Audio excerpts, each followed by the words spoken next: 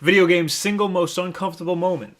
More uncomfortable than Grand Theft Auto 5's torture scene. More than Call of Duty's No Russian. More than Time Crisis 2's voice acting was VGX.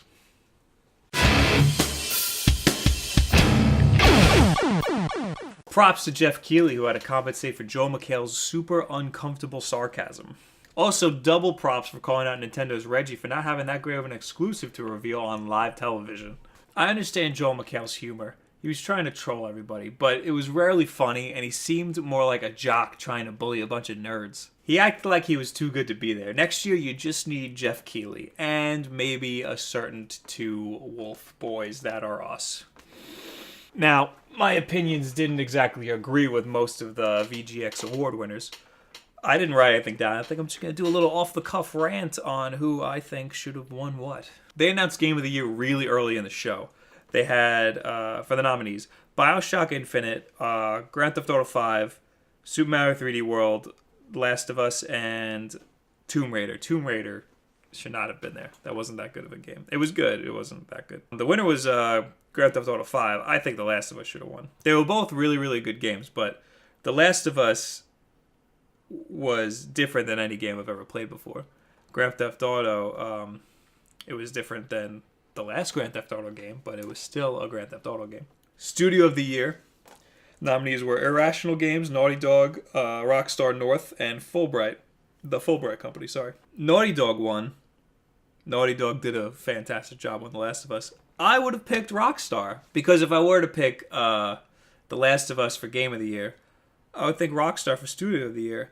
Also, they worked their asses off for Grand Theft Auto. All the minute details they threw into it. Rockstar is a huge company, and they have a lot of people working on very small details of Grand Theft Auto. Also, every game that Rockstar creates is a test for Grand Theft Auto. That's not to say Naughty Dog didn't deserve it. I just would have picked Rockstar over Naughty Dog. Best shooter, they had Battlefield, Call of Duty, obviously, Bioshock, and what is that? Metro Last Light. I didn't play Metro Last Light. I heard it wasn't that great. Now, this is a tricky one because Bioshock wasn't that good of a shooter. It was an amazing game, but it wasn't... I don't think the shooting mechanics were that great. As a game, I think Bioshock is way better than any of those other games on the list, but I'd say Battlefield as a shooter is the best. I mean, the single player was terrible in Battlefield, but the shooting mechanics are way better than anything else on the list. Best action adventure game. I haven't played Assassin's Creed yet. I know. Shame on me. But Assassin's Creed won that category. Rightfully so. I think I don't think The Last of Us was really an adventure game. And Grand Theft Auto was definitely not an adventure game. And Tomb Raider didn't deserve to win. Best sports game. I don't play sports games. Best independent game. I haven't played any of these. I've been wanting to. Gone Home won. Okay. Everybody's been going nuts over that. Best fighting game. I'm not a fighting game fan, but Injustice was really good. And that's what won. So. Okay. I mean, I don't even think Killer Instinct should have even been nominated. I think that was a joke. It's not, the whole game hasn't even been released yet. Best driving game on their website. It's just pictures of cars. I have no idea what game is what. I've only played Forza, but Forza won. So, okay. I really need to play more games. Best DLC. I didn't see this yesterday. I was really hoping Far Cry 3 Blood Dragon won, and it won. It was its own game in itself, and the story was just incredible. That was so much fun. I was so happy with that DLC. It's only $15 too. Best Xbox game. I had a lot of problems with this category. Number one, none of them are Xbox exclusives. The only one that was a timed release for the Xbox was Brothers: A Tale of Two Sons, which won. But it's ridiculous that they couldn't have any Xbox exclusives in this category. Best PlayStation game. You had Grand Theft Auto, Rayman. I don't know why that's there. And Tomb Raider and The Last of Us, and The Last of Us 1. That's a no-brainer. Again, that was the only PlayStation exclusive in the category, so... Best Nintendo game? Yeah, Pikmin, Rayman, Mario 3D World, and The Wonderful 101. I was really hoping Rayman would win this category because it was developed by Ubisoft and not Nintendo, so I thought that would be funny. But Mario won, and it was a good game. Best casual game, Animal Crossing. I see that.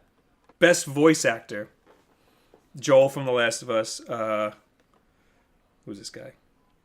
Booker DeWitt from Bioshock, who is played by the same guy. Trevor Phillips from Grand Theft Auto, and William Dafoe. You know, he was in that game this year. I would have definitely said Trevor because he was incredible in Grand Theft Auto. Joel was great too in The Last of Us, but I think Trevor was awesome. I loved that character, and I love that voice actor too. So I would have gone with Trevor, but Joel was still good. Best voice actress. You have Ellie from The Last of Us, Elizabeth from Bioshock, Tomb Raider, and Ellen Page. She was in that game. Ellie from The Last of Us won. I would have gone with Elizabeth from Bioshock because it's first person and you see her the whole game. So like she's pretty much the main character in Bioshock, and she was fantastic the whole game. Ellie was good, but I mean, I wasn't that thrilled with the performance. I think Elizabeth and Bioshock did a better job. But they were both really good. Best soundtrack, would have said The Last of Us when it was Grand Theft Auto. Didn't think it had that great of a soundtrack. Is that the guy from Fez? Why does he keep looking down? Oh, because he's a developer. He's nervous. Best song in game. Best song in a game. Grand Theft Auto. Call of Duty. What was that? Eminem. And Bioshock? Bioshock. I would have chosen Bioshock, and Bioshock 1 because that song was awesome. It was the two main voice actors, the guy and the girl.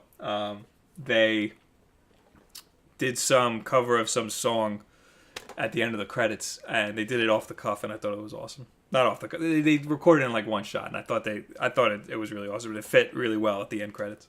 Character of the year. What is this? The Lutece twins. Okay. It was up against Trevor Phillips, Laura Croft, and the brothers. Right? Both of them? Yeah, the brothers from Two Brothers. Lutece twins. They were great characters. I agree with that. That's it. All right. It was awesome to have developers do whatever they wanted to do to accept their awards.